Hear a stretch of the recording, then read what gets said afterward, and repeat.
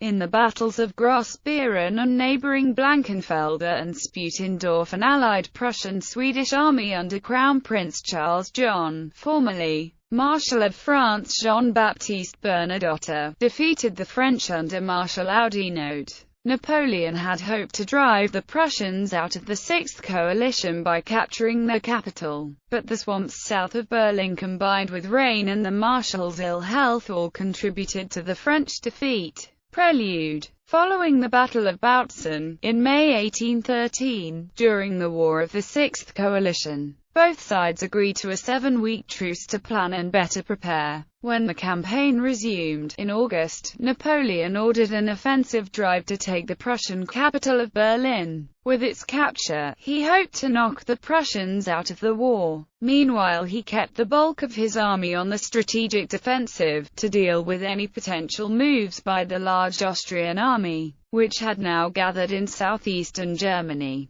For this task, he chose one of his bravest and best commanders, Marshal Nicholas Oudinot, to lead the offensive. Oudinot tried to turn down this honor due to his poor health. He had been wounded on several occasions during the previous year's disastrous campaign in Russia, and had not yet fully recovered. But the emperor insisted, so Oudinot with 3 corps of about 60,000 men advanced on Berlin. Unknown to both Napoleon and Oudinot at the time, this strategy played right into the coalition's hands. In accordance with their Trachenberg plan, they would avoid any large main engagement with Napoleon himself until after they had gathered overwhelming strength and weakened the emperor by defeating his marshals in separate smaller battles.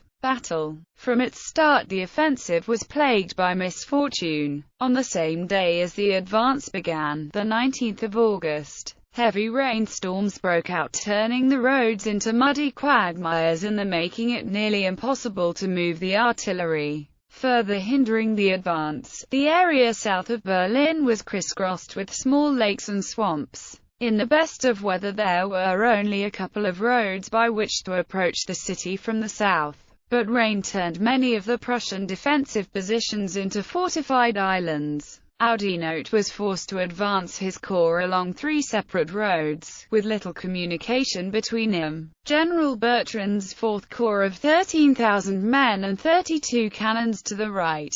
On the left, General Guilleminot's 12th Corps of 20,000, mainly inexperienced recent recruits. In the center was the main column of General Jean Renier's 7th Corps of 27,000, largely French allied Saxon troops. Oudinot did not expect any serious opposition, and a lack of cavalry kept him unaware of the position of the enemy. Berlin was defended by the Army of the North, commanded by Crown Prince Charles John of Sweden, formerly French Marshal Bernadotte. When Renier's corps reached Großbeeren, he encountered the bulk of Prince Charles's army drawn up for battle. Acting without orders or support, he attacked Friedrich von Bülow's corps, which had just been reinforced by the Swedes to 38,000, and was repulsed with heavy casualties. Oudinot, unable to concentrate his army, arrived late in the day just as Renier's Saxons had begun to waver after that general failed to rally them for another assault. Realizing the advance had been checked, and believing his army was in an exposed position, Oudinot ordered the retreat to Jüterbog after sustaining heavy losses. Renier alone lost over 3,000 dead and wounded, 1,500 made prisoner and 13 artillery pieces. Aftermath. The defeat at Großbeeren, combined with continued ill health, had shaken Oudinot's confidence, and he continued the general retreat to Wittenberg. Napoleon was furious with Oudinot, not so much for his defeat, but for his withdrawal to Wittenberg instead of back to Luckau. He fumed, "It is truly difficult to have fewer brains than the Duke of Reggio." Napoleon then appointed Marshal Michel Ney to lead a second drive on Berlin with the same 3, now reduced and demoralized,